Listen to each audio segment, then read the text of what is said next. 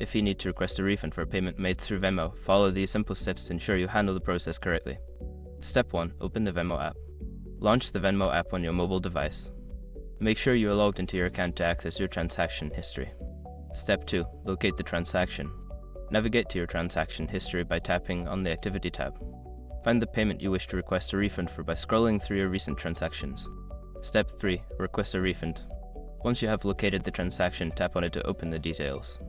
Look for the option to request a charge and select it.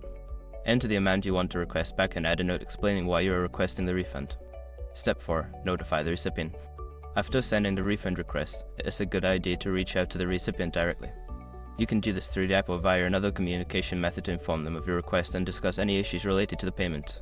Step 5. Wait for a response. Give the recipient some time to respond to your refund request.